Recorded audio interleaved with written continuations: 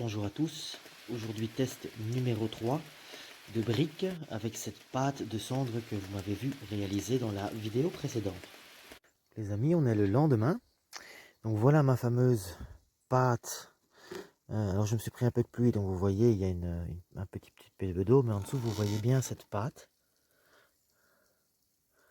assez compacte. Alors je ne sais pas si vous pourrez entendre, je vais essayer de me taire, de mettre bien dedans. Est-ce que vous entendez ce bruit? Alors on est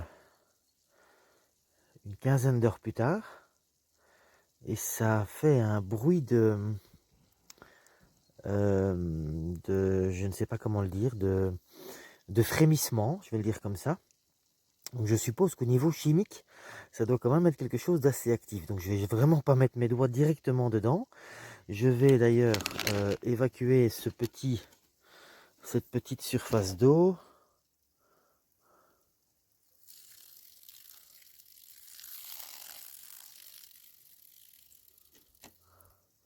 Voilà, pour ne garder que cette pâte, ou en tout cas un tout petit peu d'eau, c'est pas trop un problème. Et vous voyez, donc j'ai quand même une pâte assez compacte que je vais donc mélanger avec mon torchis. Donc ici vous voyez, j'ai déjà de la terre, j'ai récupéré les pierres d'hier et j'avais un torchis qui était déjà prêt. Donc là-dessus, je vais rajouter cette fameuse pâte, de la paille et de l'eau pour obtenir le torchis et refaire un test de briques, mais avec cette pâte de cendre, je dois l'appeler comme ça.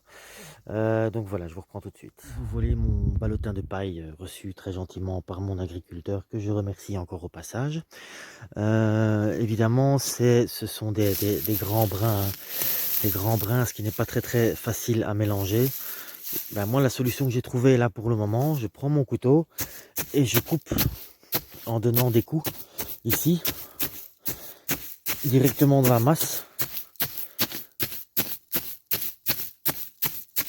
me permettant d'obtenir des plus petits brins qui seront donc plus faciles à mélanger.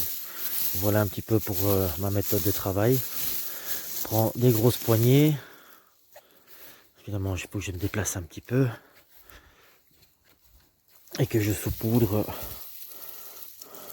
sur la terre. Je vais d'ailleurs mettre une deuxième poignée.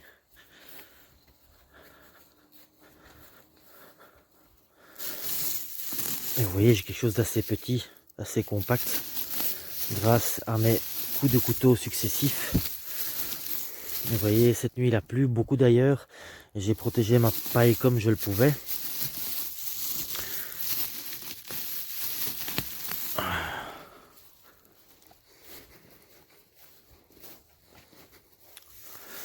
En savoir que j'ai cru comprendre que je n'avais pas mis assez de paille la fois précédente. Donc voilà, je vais mélanger ceci.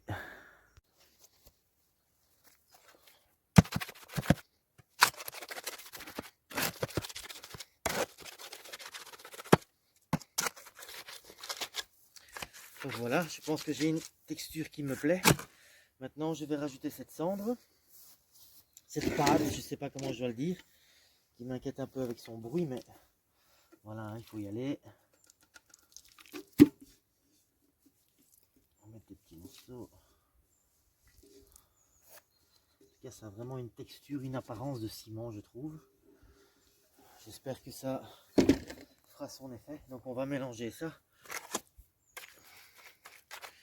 Essayer de le répartir le mieux possible. En pourcentage, je dois être à mon avis à 5% ou quelque chose comme ça, pas beaucoup plus. Selon ce que j'ai pu trouver, ce que nous allons donc vérifier ensemble, mais apparemment ça devrait être suffisant pour donner un bon effet de liant. Voilà, je vais mélanger.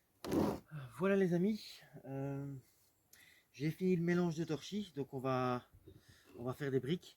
Cette fois-ci, je vais en faire plus que 5 car je pense que je vais les utiliser pour ce que je vous disais, faire mon arche là, enfin en tout cas faire des tests, faire essayer. Donc je pense utiliser tout le torchis et faire toute une série. J'ai préparé une planche que vous ne voyez pas mais que je vous montrerai tout de suite afin de les accumuler et de pouvoir les protéger en cas de pluie car pour le moment c'est fort aléatoire au niveau météo. Donc voilà, on est reparti, ça vous connaissez. Je vais certainement couper au montage la fabrication des briques parce que vous connaissez.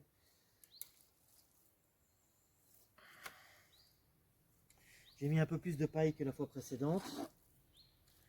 Et c'est une autre paille aussi, c'est celle de l'agriculteur cette fois-ci.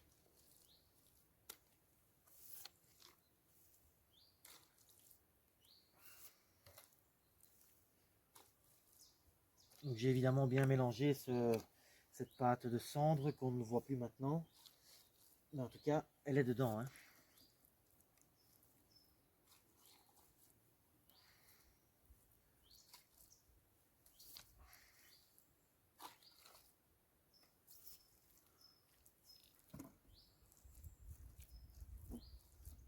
Toujours même chose, hein, j'ai ma planche en dessous permettant de retourner, j'ai celle-ci aussi.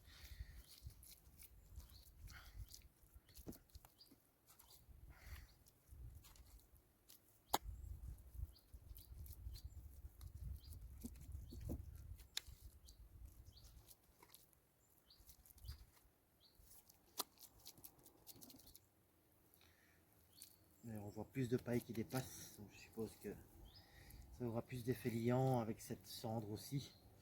Je l'espère, car sinon, comme je l'ai dit dans la vidéo précédente de l'échec de test numéro 2, je pense que je mettrai quand même un petit peu de ciment.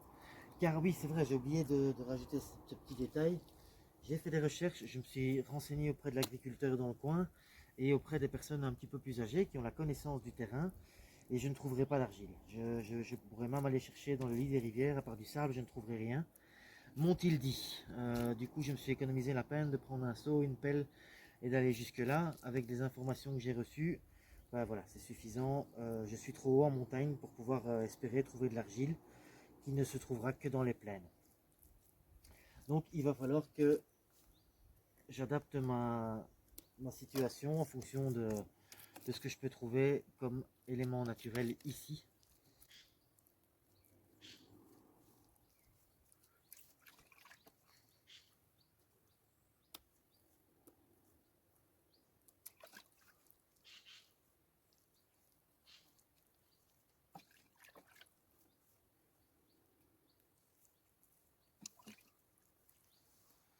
Elles auront évidemment la même tête que les précédentes, mais en tout cas leur composition sera légèrement différente.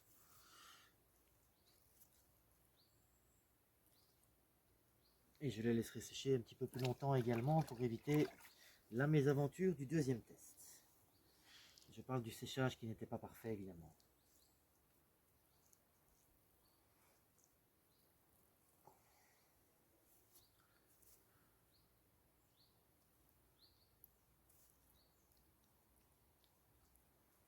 Voilà, on va les retourner.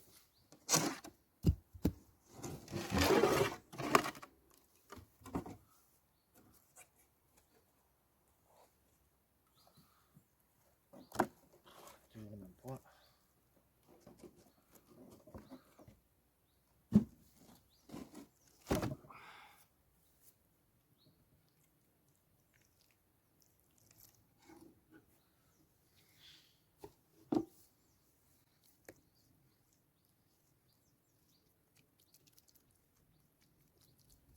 Je pense que vous le voyez bien, la caméra. Je trouve qu'il est vraiment nécessaire de les retourner pour avoir vu la vue du dessous et éventuellement compléter les coins, comme vous le voyez ici, pour avoir quelque chose de bien uniforme. Maintenant, bon, évidemment, chaque brique est masquée par le mortier qui va donc les sceller les unes aux autres. Enfin, quitte à bien faire, c'est pas perdu, hein.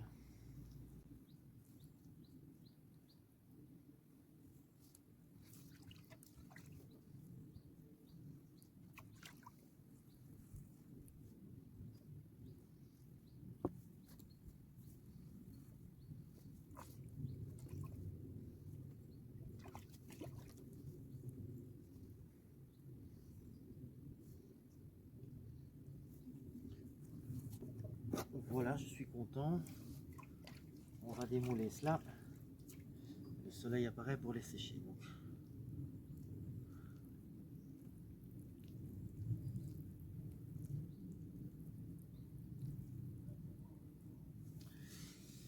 Voilà de nouveau 5 briques. Et ainsi de suite, hein, je vais en faire toute une série. D'ailleurs, je viens de me rendre compte que je vais peut-être avoir un problème pour les déplacer sur l'autre planche. Donc je vais devoir les laisser comme ça. Donc voilà les amis, il y a un peu de travail. J'ai pas mesuré le temps que ça m'a pris, mais donc une brouette complète me donne 29 briques. Il n'y a plus qu'à attendre que ça sèche et on va pouvoir tester si la nouvelle mixture aura donné son effet.